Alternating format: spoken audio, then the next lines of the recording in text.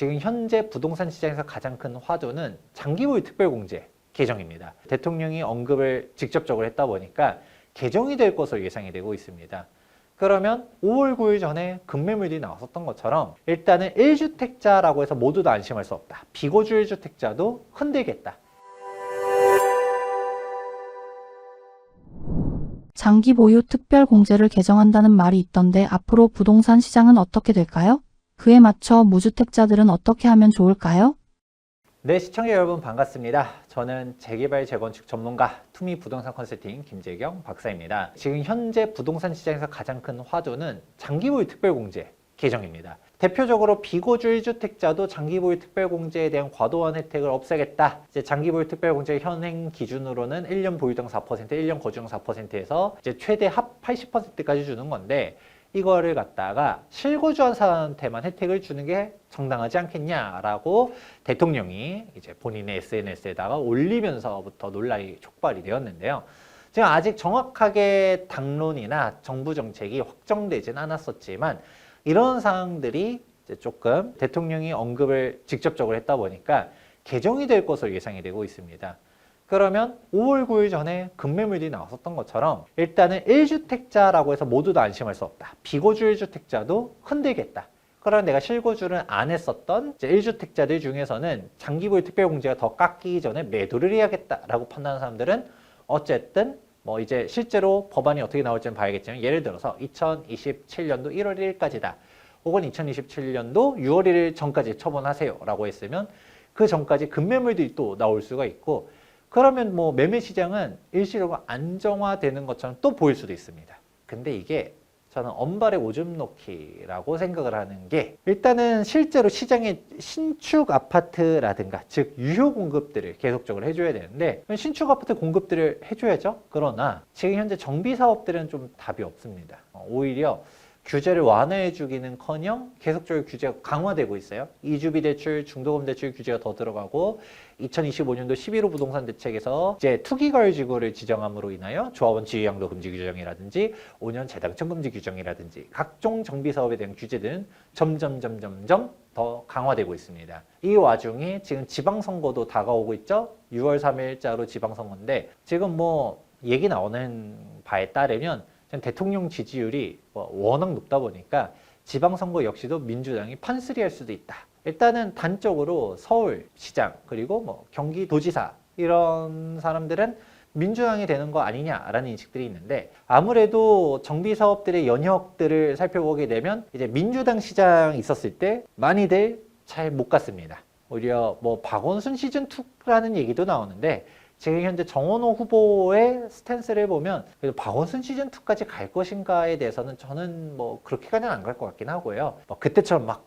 재결 재건축 탄압하면서 뭐 다 해제시키고 이렇게까지는 않는다 하더라도 기부 체납이나 임대주택이 오세훈 서울시장 체제 때보다는 좀 더 높아지지 않을까에 대한 우려들이 현장에 많은 것은 사실이긴 합니다. 이렇다 보니까 지금 뭐 정비 사업도 순탄치 않아.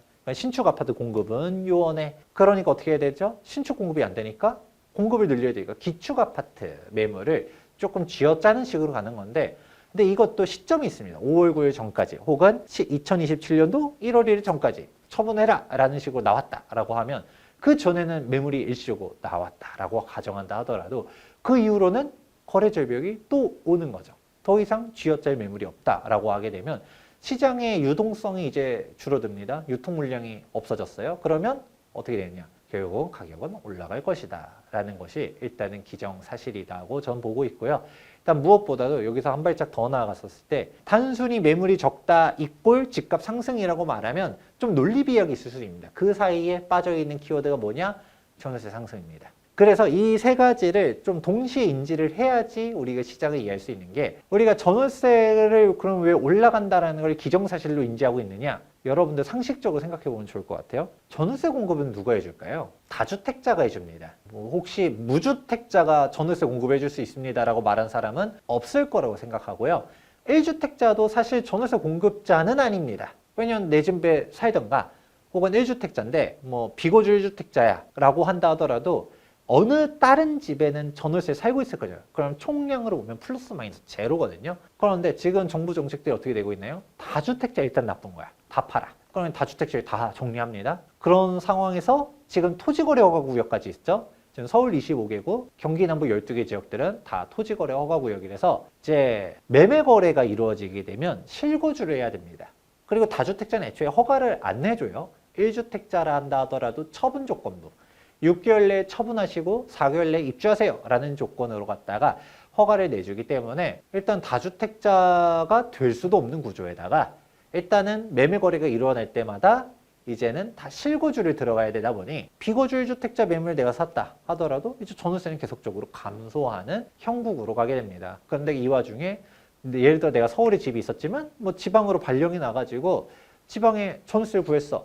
근데 이 사람들마저도 다 팔라고 해가지고 재고를 했다. 그러면 이제 공급이 없는 것이죠. 그럼 이제 전월세 공급이 없습니다. 그걸 인지하고서 그러면 정부가 임대주택을 많이 공급해 주냐? 이것도 쉽지 않은 게 정부의 공공임대주택 비율이 한 자릿수밖에 안 됩니다. 지금 임대시장을 놓고 봤을 때 민간시장이 절대 다수를 차지하고 있습니다. 그런 상황에서 민간시장을 다 이렇게 옥죄게 되면 전세 가격이 당연히 올라가는 것이고요. 그런 상황이 도래한다. 그러면 일단 무주택자로 있는 거는 일단 옳지 않을 것 같다 라는 말씀들을 해드리는 거죠. 일단은 제일 중요한 게 집값이 올라가고 떨어지고 이건 차치한다 하더라도 내가 무주택으로 그대로 있겠다라고 하면 주거 안정성을 생각해야 되는데 전세 가격은 갱신 시점에는 더 올라갈 것이고요. 근데 한 번은 청구권 썼다 쳐요. 그럼 그 다음은 어떻게 되는 거죠? 이게 진짜 답이 없습니다. 지금 현재 정부의 부동산 대책도 자꾸 집값을 안정시키겠다라는 얘기들은 하지 본인들도 알고 있습니다. 못 지킬 얘기는 안 하는 것 같아요. 임대차 시장은 전혀 얘기를 안 하고 있습니다. 임대차 시장 안정 안 될 게 뻔히 보여서 그런 거고요. 혹은 얘기를 해봤자 그냥 못 지킬 얘기라고 인지해서 그냥 안 하는 것이죠. 그래서 임대차에 대한 정책이 지금 다 실종돼 있습니다. 주택 들고 있는 사람들 파세요 이런 얘기들만 하고 있지 전월세가 안정될 거라는 얘기들을 안 해요. 그러니까 내가 거주를 하려고 하는 집에서 뭐 집값이 이게서 뭐 더 올라가냐 이 집값이 말이 되냐 이걸 다 떠나더라도 내 주거 안정성을 위해서라면 어떻게 해야 될 것인가. 물론 걱정 안 해도 되는 지역들이 있습니다. 뭐 지방에 내가 인구 감소 지역들 이런 데들은 집 안 사도 돼요. 근데 사실 여러분들이 뭐 서울 수도권에서 살아야겠다. 그리고 남들이 다 선호하는 지역에서 살아야겠다. 뭐 광역시다. 뭐 이러면 전월세로 있고 무주택자로 있기보다는 내 집 마련하는 게 나을 것 같다. 라는 말씀들 해드립니다. 지금 이제 5월 9일 이후로 부동산 시장 얘기들을 일단은 해드렸는데 사실 중장기적으로도 계속적으로 집값이 떨어질 요인들은 지금 현재 시점에 찾기가 많이 어렵습니다. 지금 뭐 돈도 계속적으로 풀리고 있고요. 통화량이 늘어나지 않습니까? 그런 식으로도 있고 공급도 계속적으로 줄어들고 이런 게 모든 것들이 다 중첩되고 있는 것인데 다 떠나서 지금 임대차 시장이 정말 큰 뇌관이 될 것이다.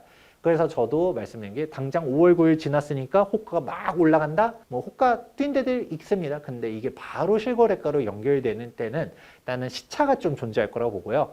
그럼 그게 본격적으로 이슈화가 되는 거는 가을 이사철 때 전세 가격이 막 폭등하기 시작하면 그때 봐서 매매 시장이 영향을 받을 거고 그러면 정부는 또 뭔가 대책을 내놓긴 할 겁니다. 일시적으로 급급하게 눌러놓을 수는 있어도 그게 근본적인 해결책은 되기가 어렵다. 진짜 근본적인 해결책은 공급을 늘려야 되는 것인데 재개발 재건축 활성화를 하는가 안 하는가. 현 정부의 정책이 지금은 재개발 재건축 규제만 하고 있거든요. 진짜 전향적으로 정비 사업에 대한 규제들을 완화하고 현실화 될 수 있는 대책들을 내놓기를 기대하고 있지만 그런 걸 내놓는지 안 내놓는지를 보면서 앞으로의 부동산 시장도 유추해 보시면 좋을 것 같습니다. 그래서 그냥 저는 제 당부드리고 싶은 거는 부동산 공부는 좀 계속 하셔야 된다. 왜냐하면 부동산이라는 게 결국 의식주 중 하나다 보니까 우리가 뭐 주식 투자 당연히 공부해 보셔야 되는 거고요. 부동산도 공부해 보셔야 되는 게 사실 우리가 부동산은 모르고 살 수가 없습니다. 그렇기 때문에 우리가 내가 꼭 집을 살지 않는다 하더라도 임대차 가격이 어떻게 될 것인가 부분도 잘 생각해 보시면서 부동산 시장 예의주시해 보시면 좋을 것 같습니다.